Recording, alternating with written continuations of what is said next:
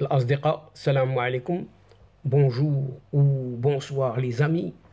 J'espère que vous allez bien partout où vous vous trouvez. En tout cas, c'est ce que je vous souhaite. Et pour le meilleur de toutes les circonstances et de toutes les situations, bien sûr.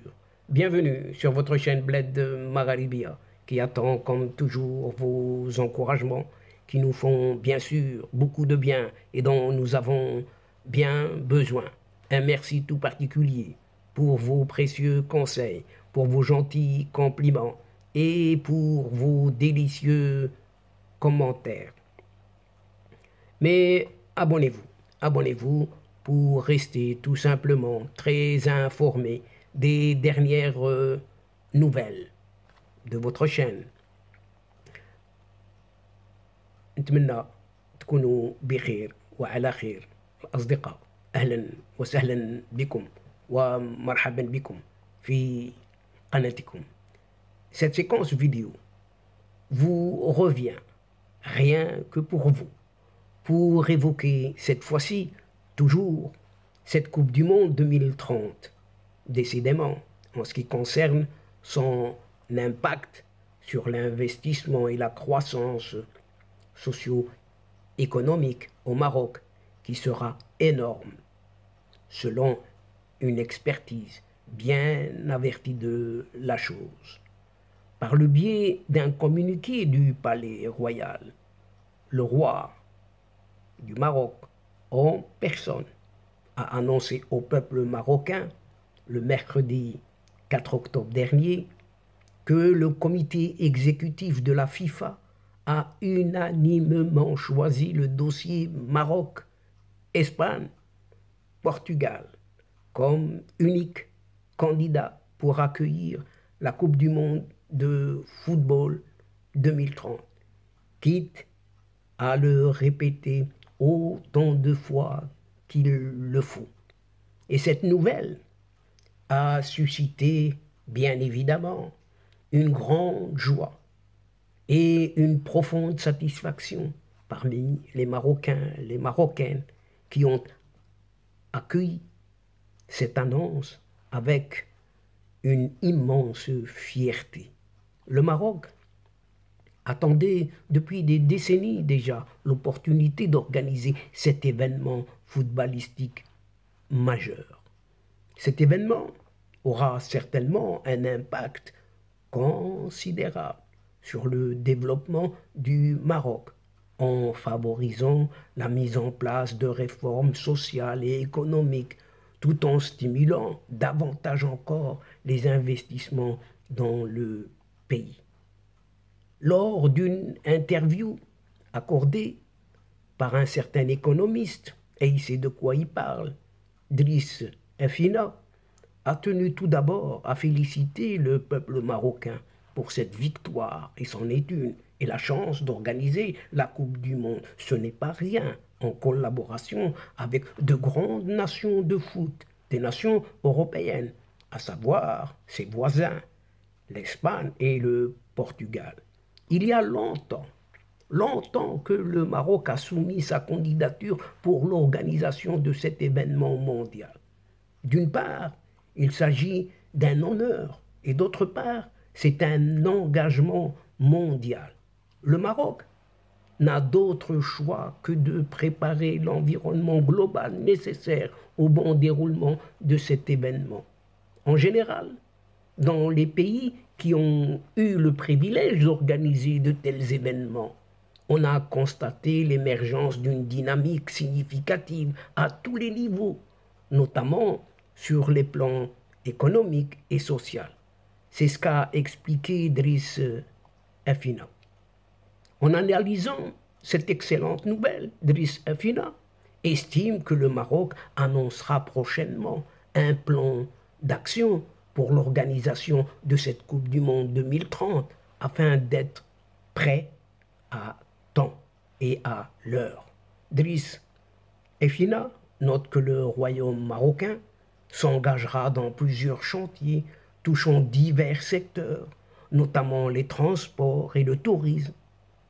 La qualité des villes s'améliorera également, nous aurons certainement des villes dotées d'infrastructures et d'équipements de meilleure qualité, mais qu'un paysage urbain et architectural plus attractif.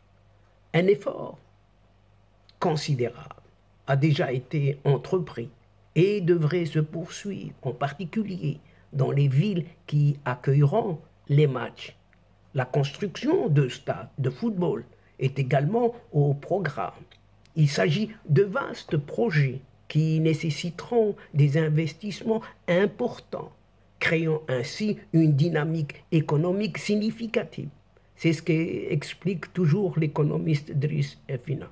Sur le plan global cette fois-ci, et macroéconomique, Driss Effina estime que l'annonce de l'organisation de cette Coupe du Monde contribuera à améliorer l'attractivité territoriale du Maroc, ce qui se traduira par une augmentation de ce qui est appelé CIDE.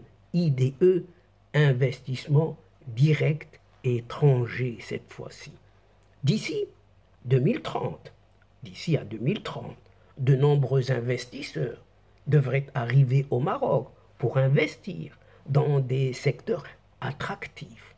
Certains investiront en lien direct avec la Coupe du Monde, notamment dans l'hôtellerie et la restauration, tandis que d'autres investiront dans des secteurs porteurs au Maroc, tels que les énergies renouvelables et le dessalement de l'eau, compte tenu du potentiel minier considérable dont dispose le Maroc. Soutient toujours cet économiste, Driss Effina. Cela s'inscrit bien évidemment dans ce que Driss Effina appelle l'effet global de cet événement, à savoir l'amélioration de l'attractivité territoriale du Maroc. De plus, cet expert souligne que certains secteurs bénéficieront des investissements, qu'ils soient réalisés par l'État ou par le secteur privé dans le cadre de cette Coupe du Monde, notamment le tourisme et les transports. En ce qui concerne les transports, Driss Effina estime que le Maroc devra consentir des efforts considérables pour améliorer tous les modes de transport, terrestre, maritime, aérien, ferroviaire, etc. Par exemple, le transport en taxi dans les villes sera mieux organisé et normalisé, ce qui revêt une grande importance. Les villes du royaume concernées par l'événement bénéficieront probablement de programmes de modernisation très importants, notamment en termes d'infrastructures. Selon Driss Effina, il dit toujours « Je pense également que d'ici à 2030, nous observerons un impact macroéconomique, notamment en termes de croissance économique », a souligné l'expert Driss Effina. Ainsi, toujours selon Driss Effina, qui estime que la confirmation de l'organisation de cet événement au Maroc, en Espagne et au Portugal aura un impact positif sur la croissance socio-économique au Maroc. Driss Effina note aussi que les investissements généreront des emplois, contribuant ainsi à réduire le chômage, ce qui stimulera davantage encore cette croissance économique. Les fruits de cette Coupe du Monde seront récoltés avant et après 2030, a conclu l'économiste Driss Effina. Et c'est là-dessus, chers amis, que se termine cette séquence, en vous disant à une prochaine fois, Inch'Allah, tout en vous retrouvant avec un immense plaisir, comme d'habitude. N'oubliez pas de vous abonner pour recevoir tout simplement les dernières infos de votre chaîne. Et n'oubliez pas de faire abonner également vos proches, vos connaissances, vos amis, les membres de votre famille. Et tout cela en vous remerciant pour votre suivi et votre fidélité. Mais n'oubliez pas, comme d'habitude, de partager, toujours partager, autant que vous pouvez le faire, là où vous êtes, tout simplement du monde. الأصدقاء، وصلنا إلى نهاية هذه الحلقة، وقبل موعد آخر للمرة القادمة إن شاء الله لا تنسوا الاشتراك لتصلكم الفيديوهات أخرى، ونشكركم كثير الشكر على مشاركتكم للمتابعة. Le moment est juste arrivé pour vous dire au revoir les amis et à la prochaine fois Inch'Allah.